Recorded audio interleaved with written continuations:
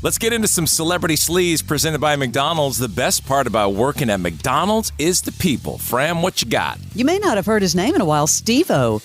Yeah, Steve-O recently shared during an episode of his Wild Ride podcast. Do you ever listen to his podcast, Wild Ride? He's been on our show, and he's a good dude, but no, I haven't. Well, he said he almost sat down for an interview with Bill Maher, but the whole thing had to be called off because Bill wouldn't respect his sobriety. His thing is he smokes pot the whole time while he interviews people. And I said, hey, I'd happily go on there, but could he, while I'm on, out of respect for my sobriety, could he refrain from smoking pot? He said no. He said no, that's a deal breaker. Wow, so that means he couldn't come on our show because no one probably knows that you shoot whiskey the whole time. Every single day. I know, so that's a bummer.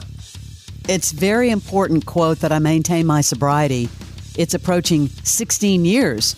Really, there's nothing I value more than my sobriety. And then he went on to say that Bill wouldn't pass on smoking for one interview. He pointed out that on other podcasts he's been on, that, hosts have been respectful. Meanwhile, fans have also pointed out that Bill has respected his guest boundaries in the past, even telling Sheryl Crow during her interview on his show, I'd never light a joint up in front of you. Oh, so it's different for Sheryl. Yeah, that's a bummer. Well, Sheryl is a lot cuter than Steve-O, but still, that's not cool.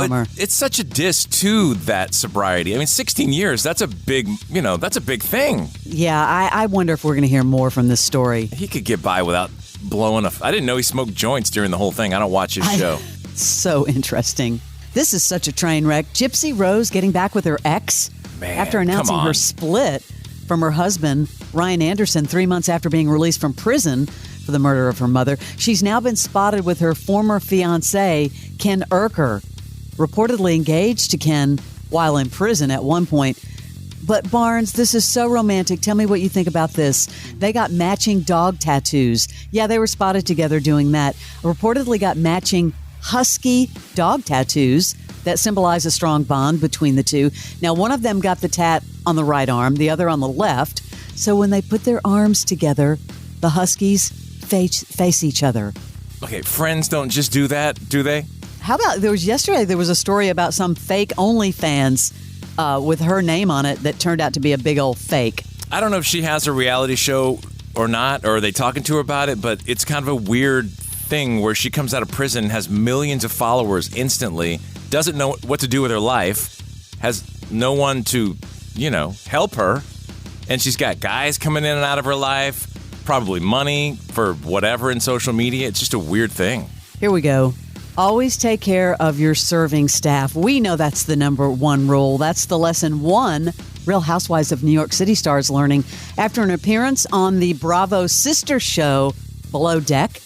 Jill Zarin facing immediate backlash after what many say, including the staff, think was over-the-top behavior. Here's what the Chef Stu Fraser Olander had to say about this Bravo celebrity. Jill is crawling into my brain and eating away at my soul. You didn't like the doorbell idea. She was like, just so you know, I used to have it on my boat, the button that we can just have on us, that we can just constantly ping to say we need something.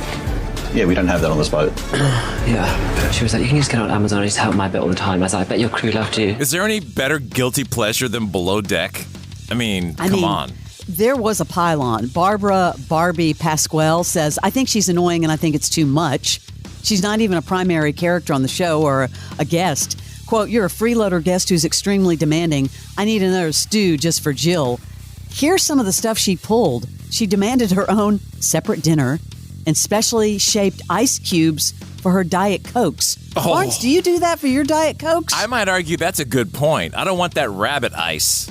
I need that semi-crunchable, like where it kind of collapses with the least bit of pressure. This is why we watch these shows. They are train wrecks. Those people wouldn't be on those shows if they weren't annoying. Hello? Of course. We've been talking about Rebel Wilson, kind of making the circuit, talking about her memoir, Rebel Rising. Well, here's another show she was on. She was on Kelly Clarkson, kind of joking around that she might want to get off the grid after releasing this memoir. I came to a point in my life where I've just gone through so much that the last point of releasing it all is just to release it in a book. And then I probably will go private for like 8 to 10 years after this, because I share so much in the book that I'm like, after this, I'm going to, I don't know, go into a log cabin with Ramona and the baby or something. Well, make some plans for that legal time, because Sacha Baron Cohen, I'm sure, is coming at you. I know. James Corden back talking about going into normal life after his show. He was talking to Kimmel about having to adjust to a normal life after just sort of being in front of an audience all the time. But it's like you're institutionalized in a world where you get a standing ovation at the end of every day.